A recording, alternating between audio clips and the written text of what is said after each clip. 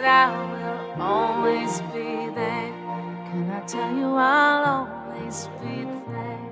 And to see your true colors shining through, I can see your true colors, and that's why I love you. So don't be afraid to let them show your true colors.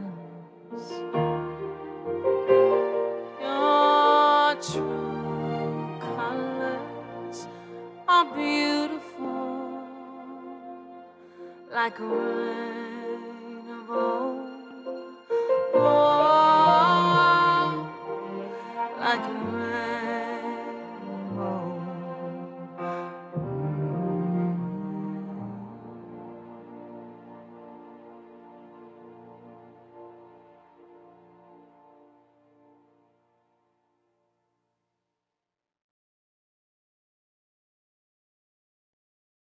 Open mine eyes that I may see glimpses of truth thou hast for me. Open mine eyes, illumine me, Spirit divine. Love of my life, I am crying, I am not dying, I am dancing, dancing along in the madness. There is no sadness, only a song of the soul, and we'll sing this song. Why don't you sing along, and we can sing for a long, long time. Why don't you sing this song? Why don't you sing along, and we can sing for a long, long time.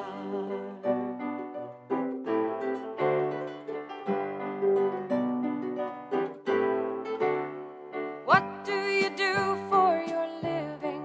Are you forgiving, giving shelter?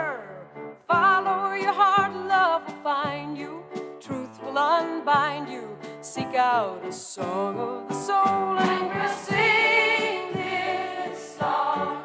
Why don't you sing along, and we can sing for a long, long time. Why don't you sing this song? Why don't you sing along, and we can sing for a long, long time.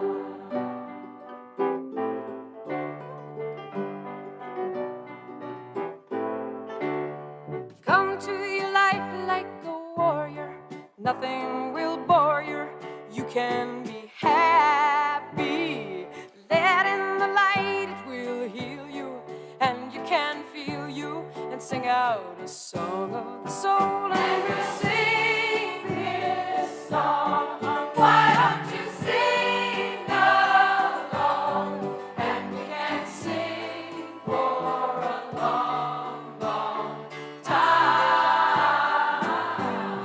Why don't you sing this song? Why don't you sing along, and we can sing for a long, long time.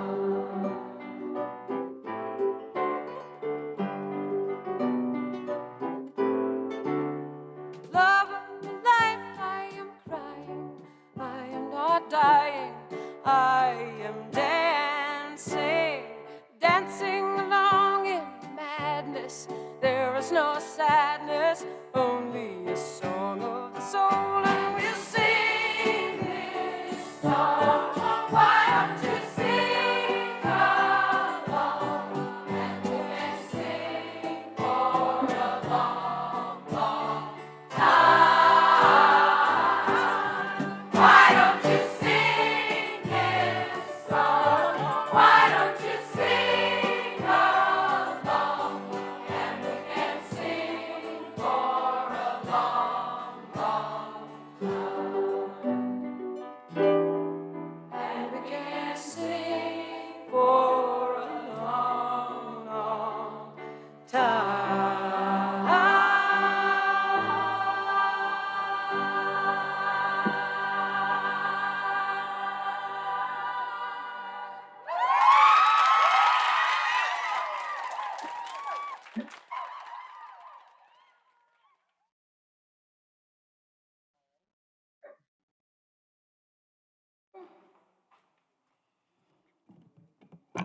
morning, everybody.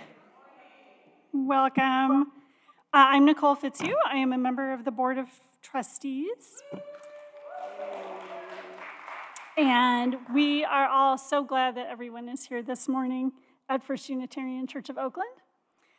We are working, as always, on becoming an intentionally multicultural, intentionally multi-generational, intentionally multiracial, intentionally inclusive, and anti-oppressive religious community. And we want everyone to know that you are welcome here. So, a few little businessy things. If you are here for the first time, please raise your hand. Anybody? Welcome. There are guest connection cards. Some of them may still be in the backs of your chairs. Our lovely usher Carol has some. If you want to raise your hand, she'll give you one.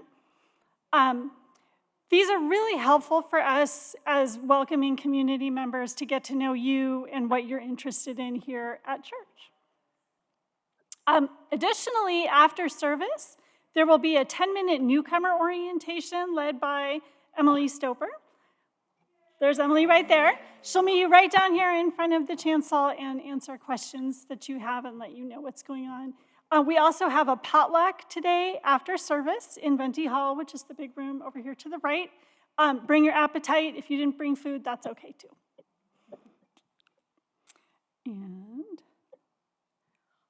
And let me pull up my land acknowledgement. Great. So I'd like to do our land acknowledgement. We acknowledge the land and the peoples who belong to this land, the Muwekma Ohlone people. Our church, institutions, and homes are occupying their lands, ancestral and current. We acknowledge that the lands were stolen from the Ohlone people who have an ancestral relationship with this land, the plants, the animals, the water, for millennia, continuous to the present day. Ohlone people are still here. We recognize that the Ohlone ancestors, in spirit and of the land, are present. In solidarity with all Indigenous people and their right to self-determination and justice, we commit to working toward accountability of the theft, dispossession, and resulting trauma Native peoples continue to face.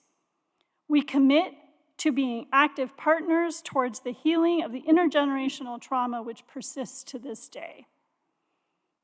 Amen. So may we live.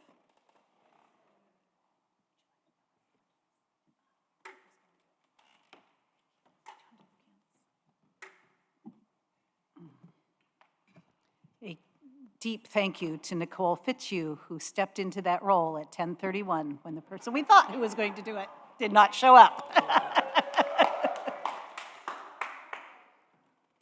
We begin with the lighting of our peace candle with these words by Paul Robeson.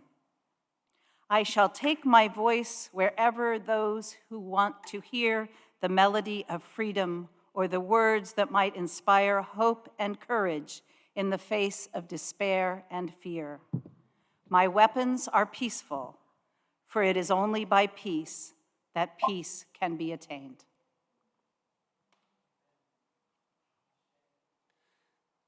We light the Black Lives Matter candle to acknowledge that all Black lives matter. In preparing for this candle lighting, I learned that families play a significant role within Black homelessness. 40% of Black people experiencing homelessness are part of families with children, compared with 22% of Caucasian or white people who are homeless. All of the Black lives who are people experiencing homelessness matter, and this church has done many things to support those families.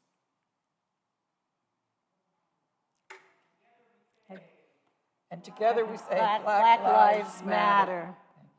And let us say together our chalice lighting words. We light this chalice, symbol of Unitarian Universalism. May it remind us of the divine spark in all of creation, the power of love to heal what is broken and to be grateful for life's blessings each day. Come, let us worship together.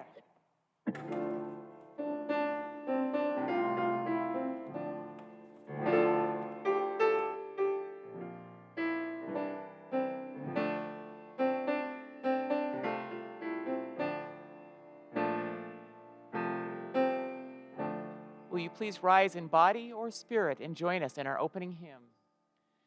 Gathered here in the mystery of the hour, gathered here in one strong body, gathered here in the struggle and the power, Spirit draw near.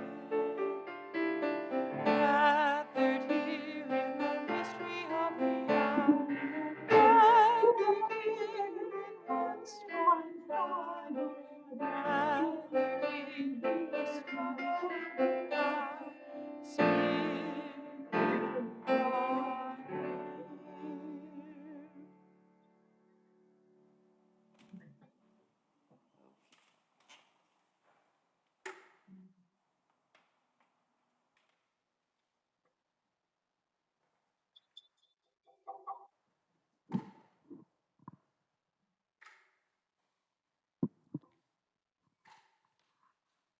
I start my reflection.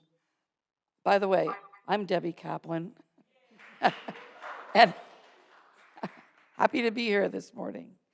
I'm starting my reflection this morning with a poem written by a young poet named Gus C., and the poem is entitled Stop. It hurts to dress this way, so I stop. It hurts to speak this way, so I stop. It hurts to hear these words this way, so I ask others to stop. They don't listen, so I stop talking to them. It hurts to see myself this way. Stop using mirrors. It hurts to see myself in photos. Stop using cameras. All I do is stop. I stop looking and laughing and smiling and talking and seeing because otherwise I would ask you to stop. It hurts to breathe. Should I stop? Some say yes, because in order for me to want to breathe again, they would have to change. One small adjustment to keep me breathing is too much for them. I have stopped looking and laughing and taking pictures and smiling and breathing. Will you not stop sneering? It hurts to be. Should I stop?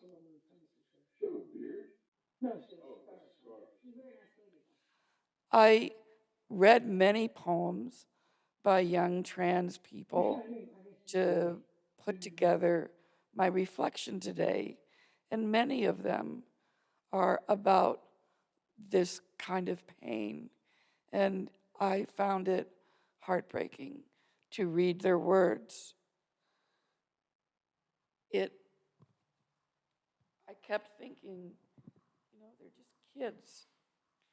It heartens me, though, to reflect that for their generation, there is a lot more openness and awareness about gender, and the old ideas of older generations don't have as much power.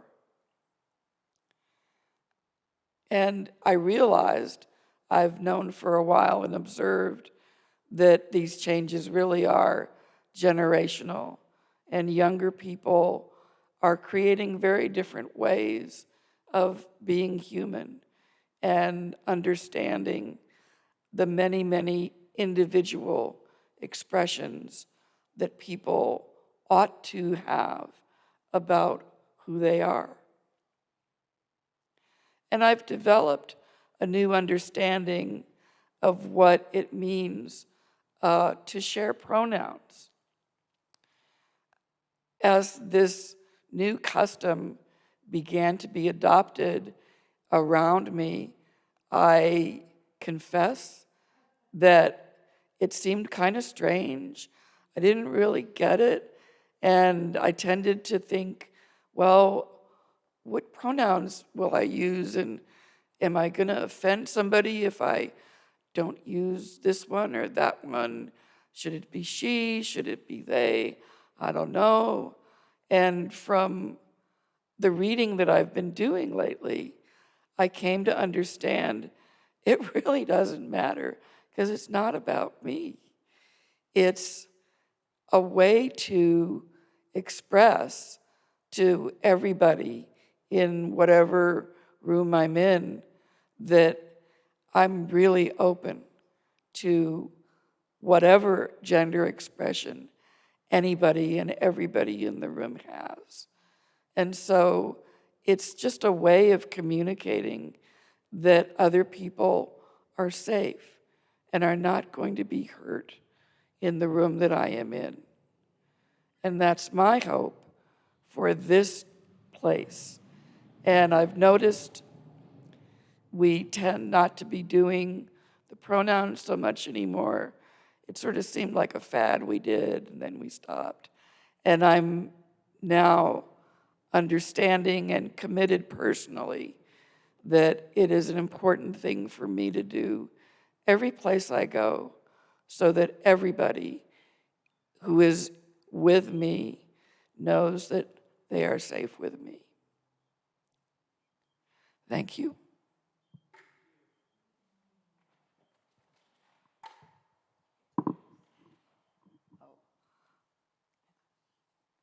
So this is the time in our service when we get to greet each other. And so please feel free to stay where you are or get up and greet your neighbor, greet somebody who you don't already know, and just be aware not everybody is ready to hug, but so it's important to ask first. Good morning. Hi. Hi. Hey. Good morning. Hello. Hi, good morning. Who's that? Evelyn Simon. I'm not sure if I met you. Hi, Evelyn. I've been coming. Oh, very good. I just wondered, is everybody muted who's on Zoom? That would be good. Well, we're talking now. Yeah, I know, but some people have their microphone read off and on. So some are on mute. Yeah. But I think I was thinking, I could have appointed when we're back at service to service to mute yourself because I myself make morning noises, so I mute myself.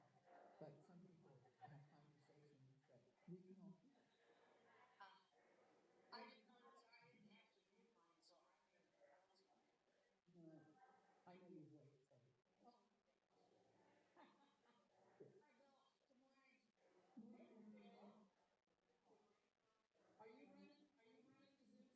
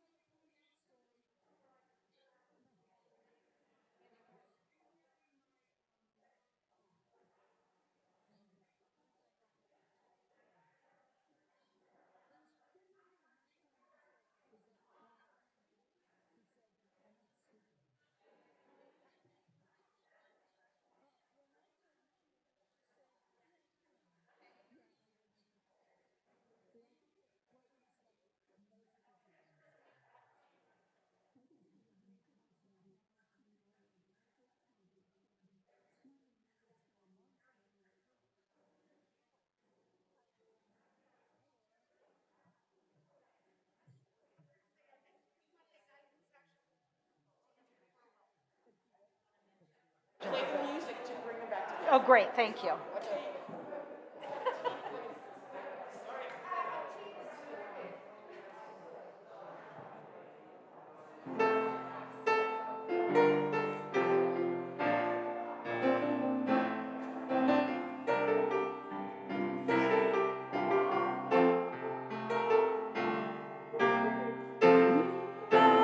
Gentle, angry people, and we are singing for our love.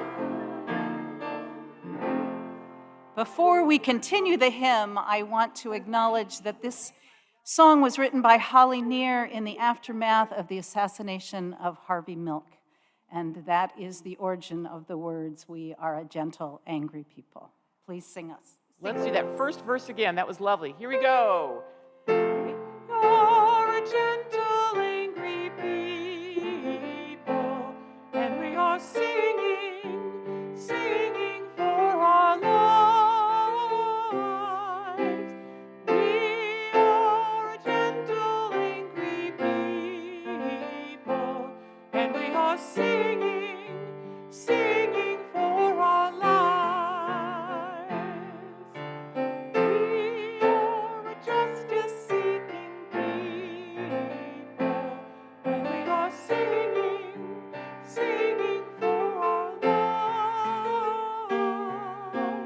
We are a justice.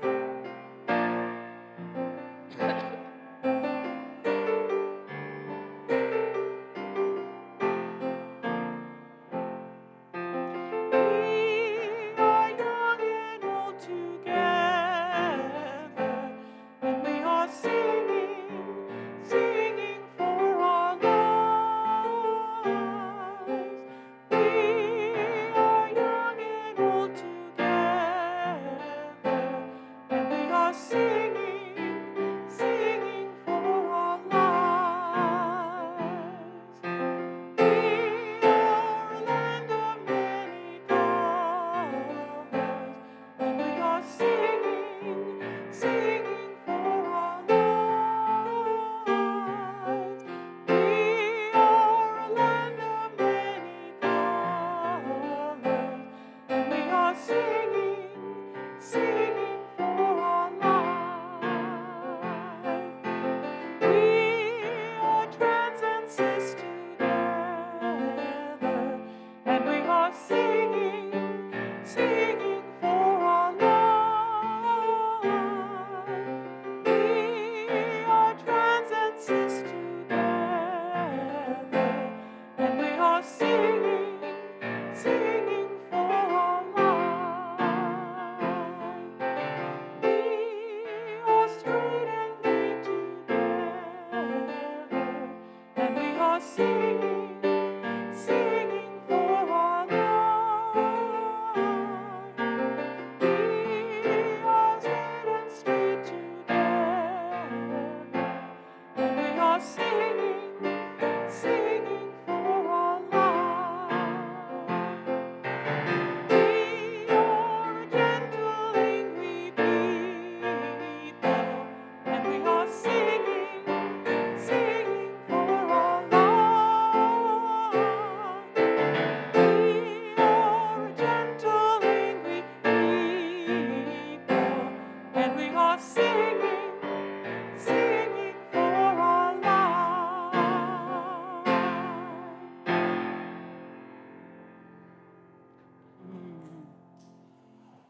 I would like to acknowledge that it is one of the beauties of folk music that it can be updated as the needs arise.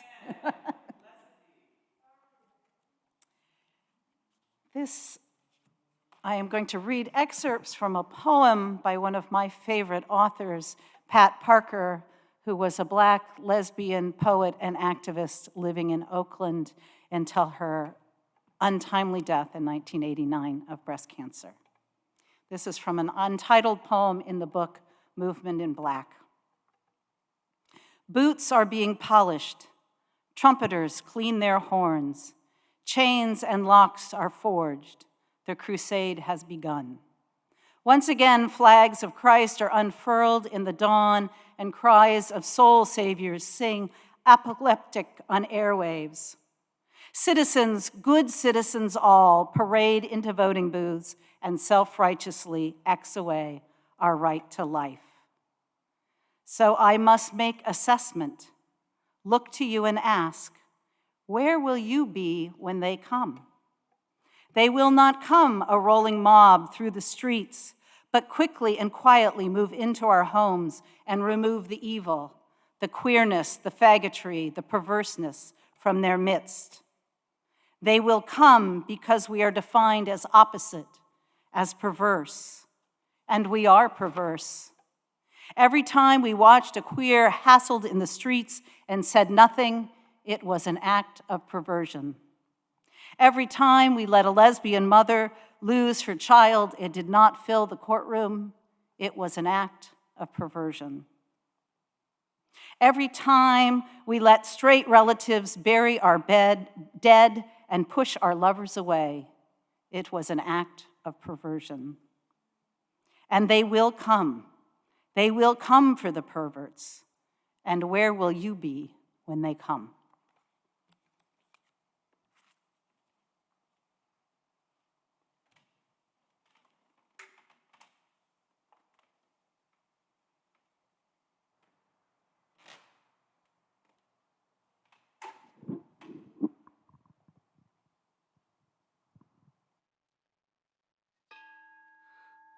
This bell marks the beginning of the embracing meditation. This is a time when we acknowledge the lives of others and who are dear to us, who we wish to celebrate, who we wish to memorialize, and who we wish to say aloud the care and grief and worry and celebration that we have in our lives. And embracing meditation.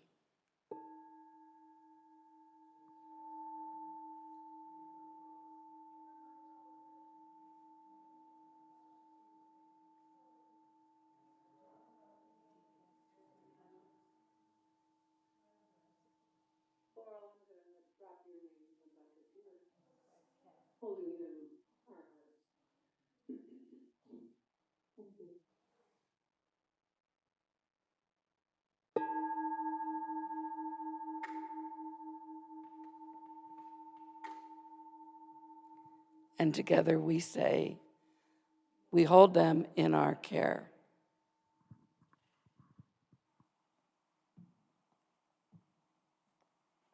Today, I invite you to sit quietly in the silence, in silent prayer and meditation for all those named in our embrace, all those held in the silent sanctuary of our hearts.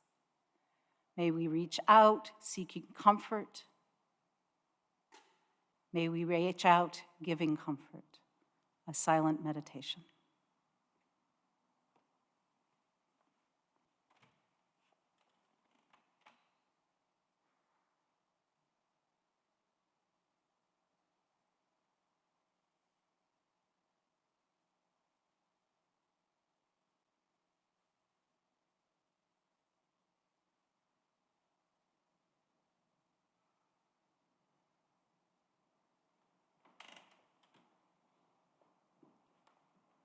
Amen, and blessed be.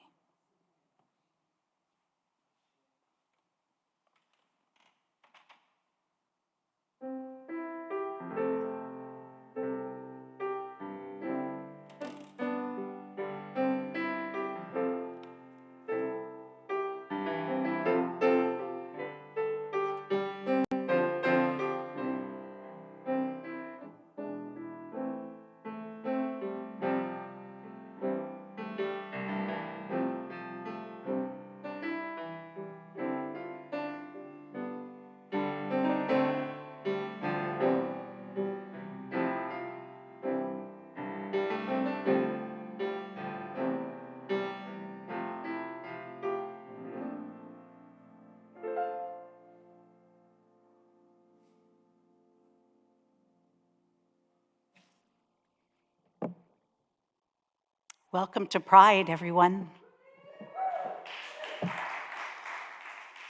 Before I begin my formal remarks, I just want to offer deep gratitude to those who stepped in at the last minute and helped out this morning, including Nicole and Dick Bailey and my dear Kathy Day, who drove home for the book of poetry that I forgot.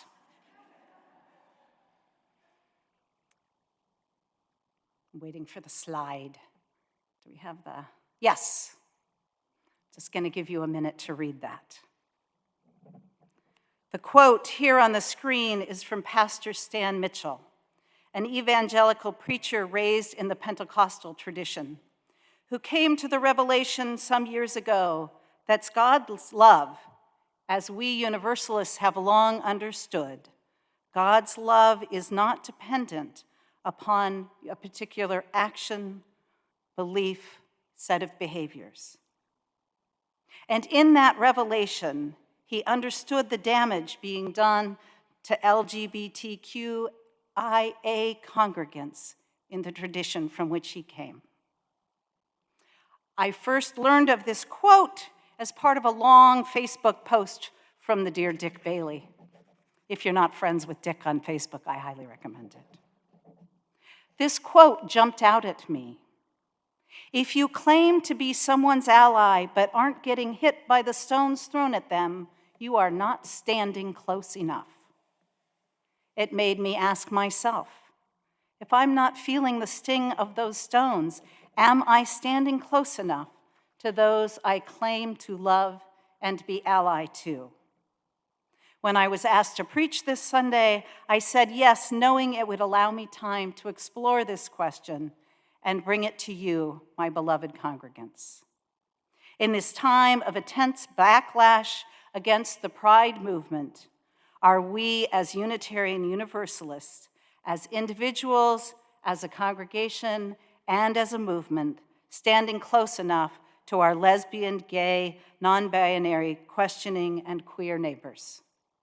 Specifically, are we standing close enough to our trans and genderqueer youth of today, who are the very specific targets of the social conservative backlash? I'm going to answer that question from two very different perspectives. First, as a lesbian woman of a certain age who discovered Unitarian Universalism and my own sexual identity around the same time in the 1970s. And secondly, as a cis woman whose experience around gender is very, very different from my trans and queer neighbors and friends. How have Unitarian Universalists shown up for me as a lesbian woman, and how am I, as a Unitarian Universalist, called to show up for others? In the fall of 1975, shortly after my 15th birthday, I attended my first LRY conference at the invitation of my best friend. It was held at the Walnut Creek Church. For those not in the know, LRY was an acronym for Liberal Religious Youth. This was the name chosen by the youth group when the Unitarians youth group merged with the Universalist youth group years ahead of the parent denominations. I found at this conference a group of loving, supportive, and quirky teens. I fit right in. I began to attend weekly LRY meetings at the Sacramento Church. I had no idea how life-changing this would be. I knew only that I felt welcomed and liked, and I wanted more. By the time I was age 16, I was beginning to notice I was not like other girls. I was in love with my best friend, not requited. And the interest in boys I thought would come simply did not. Was I a lesbian? The thought was terrifying. I wanted to grow up and marry and have children. I wanted a normal life. Was this going to be possible?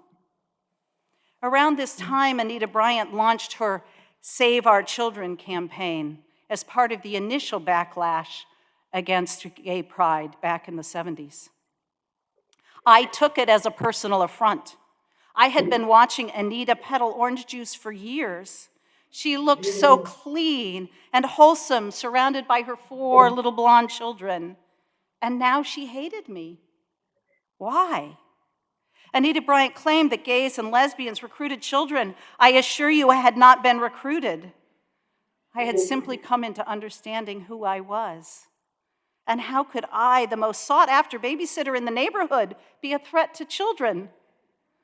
This was the most soul-crushing and damaging stereotype for me, that the nature of my sexuality made me so perverse that I was unfit to be around children.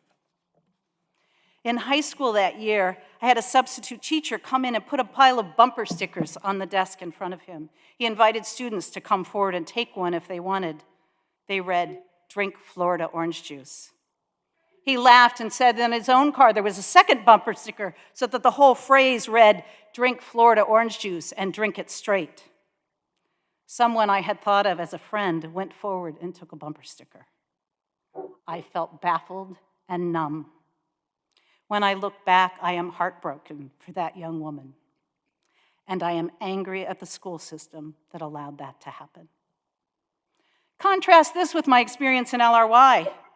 There, my friends showed up with buttons that said, "Anita Bryant sucks oranges." And t-shirts with Leonardo da Vinci that read, "Would you allow this man to teach your child science?" I felt less alone. I felt less strange. My new friends knew about gay men and lesbians from their church curriculum, About Your Sexuality, which had recently been launched by the UUA. By 1980, I was living in Boston and coming out into the women's community there. I was very much closeted everywhere else, except there and my LRY and Unitarian friends. The Pride March came around. I was too scared to go, but my new housemates went. That night, I heard one of them say to another, "When I came round the corner and heard the church bells ringing, I began to cry." I swelled with pride. I swelled with gratitude. That was my church. That was the Arlington Street Church. This was my religious community, showing up in public witness. I felt deeply seen and loved. This is only one of many, many stories I could tell you about the ways that Unitarian Universalists continue to show up for me and speak out on my behalf. Accepting my marriage as legit decades before the state would come around, creating space for myself and my family in all our complicated aspects, loving me through the best and the worst of times. Yes, Unitarian Universalists have shown up for me as allies. You have shown up at marches and rallies and Capitol buildings and right here in the pews and pulpit of this church, declaring that I have the right to love, to dignity, to celebration, and pride in myself.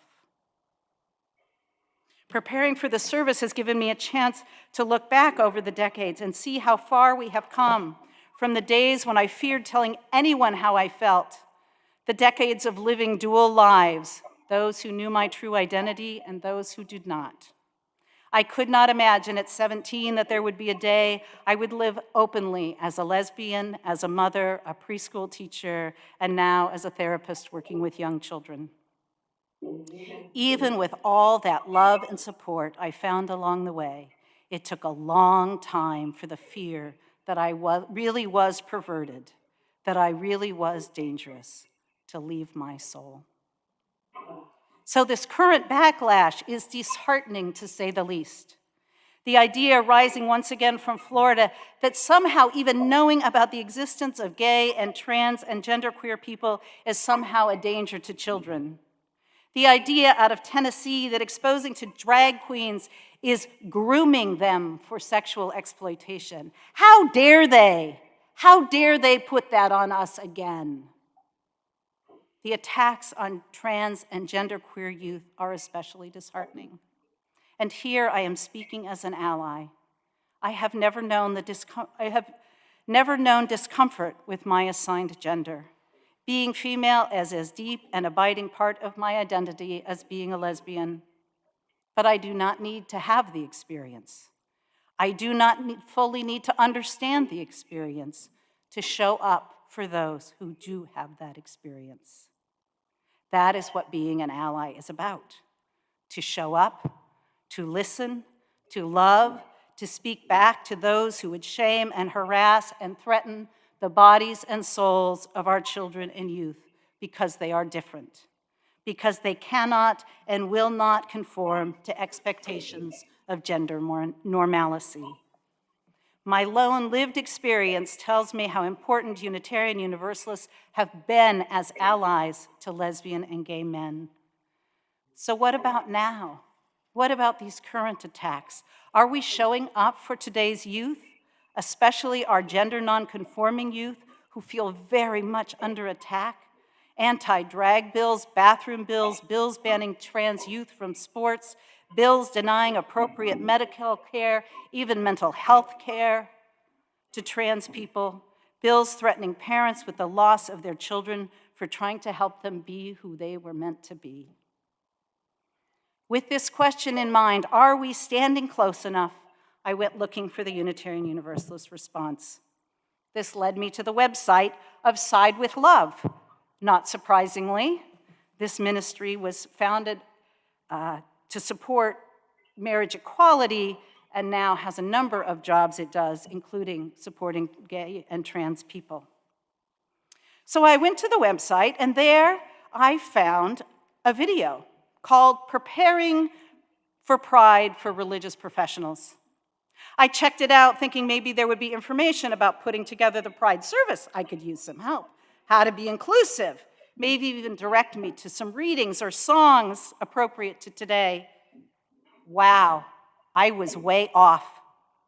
It was a video about preparing for threats of violence that may come in response to church-sponsored Pride events. I learned about patterns of harassment and intimidation from leaders in the South. I heard from Aaron Walker, who had rushed in from a demonstration in the Texas State Capitol. I heard from Janine Gelster from UU Justice, Arizona, about a safety planning they were preparing to hold so they could be part of the support team, or joy team, as they call it, for drag story hour events. She spoke eloquently about the need for those who walk around with more privilege and therefore more safety to take on risk in order to create more safety for others. These are religious leaders. For these religious leaders, the threat of white Christian nationals is not something to be read about in far-off places, but a very real reality that they live with daily. I heard them talk about their discomfort with open carry. I cannot imagine being at an event with an AK-47 slung over somebody's shoulder and making the choice to stay, but they do. So yes, some of us are very much on the front lines and feeling those stones, and they are responding with joy and love and support for one another. From here, where we sit, it is harder to feel the stones. We are privileged to live in a state and a region where our right to exist is not being questioned. We are embedded in a religious movement that recognizes the worth and dignity of sexual minorities and has done so for a very long time. But I can see the impact of those stones on the hearts of our young people, and I wonder if we're doing enough. Here is what I know our congregation is doing and should continue to do. We have a building. We have a building right here in the heart of Oakland where others can seek safety from the slurs and stings to their dignity. We need to keep our doors open. We need to acknowledge that others in our movement in other states are more impacted on a daily basis than we are in California. Let us be alert to their calls for help and be ready for action when the need arises. We have an excellent curriculum on human sexuality available to our children, youth, and adults. This curriculum, OWL for Our Whole Lives, is a descendant of the old AYS curriculum I mentioned earlier. It assures us that consensual sex between adults is beautiful in all its many forms, that gender expression and identity is beautiful in all its many forms, that all are worthy of love and respect and sound information about our bodies. Our religious education plans to offer this program in the fall, Let us assure them that they have the support they needed to carry it off. And we need to do more to let people know we are here, we are affirming, and we are supportive. Thank you to Jeff for getting their pride flags rehung on the building. That's a great step. Also, along these lines, the Religious Education Spark team plans to host a booth at Oakland's Pride Festival on September 10th. I hope you will join us. Let's show up with love and enthusiasm and tell Oakland who we are. I want to leave you with a brief story. Since reopening our church last spring, I have been part of the team committed to rebuilding our religious education program. Sometimes this has been discouraging. Our program has dwindled under COVID, and restarting has been a challenge. Where have the children and youth gone? I sometimes question the value of continuing to show up. Then one Sunday during opening circle, one of our youth spoke about their fear and pain in the face of the current political climate. They felt targeted and unsafe. Later at closing circle, Jeff asked the group if anyone would like to share something good or important that had happened that morning. The youth spoke up and said, "I felt listened to." And that, my friends, is why I keep showing up and why I invite you to keep showing up. We have a soul and body-saving message. Let's keep sharing. Amen.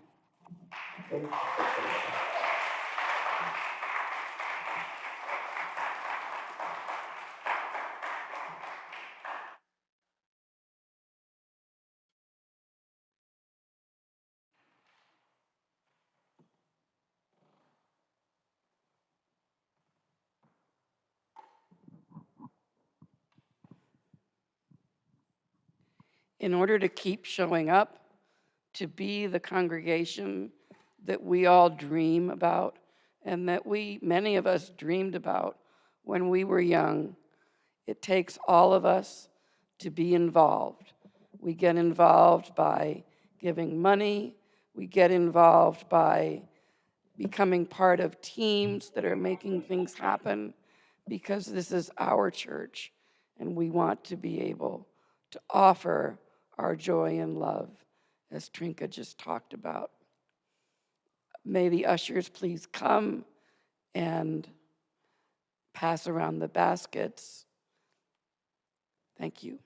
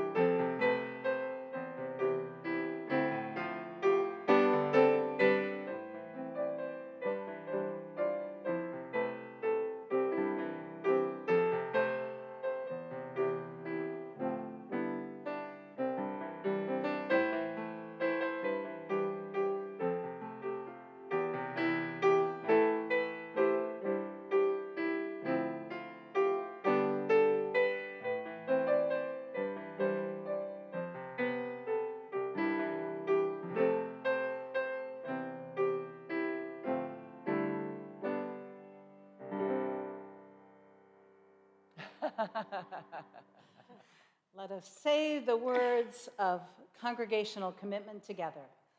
To the work of the church, which is weaving a tapestry of love we call community, we dedicate ourselves and these our offerings.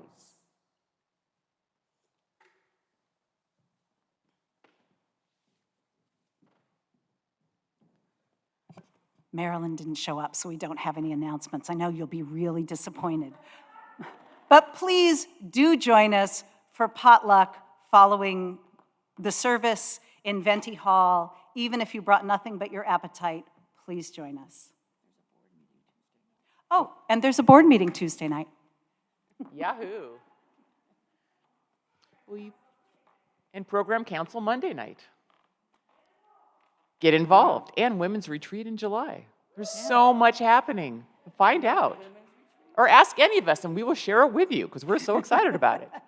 Now, will you please rise in body or spirit for our closing hymn, We'll Build a Land.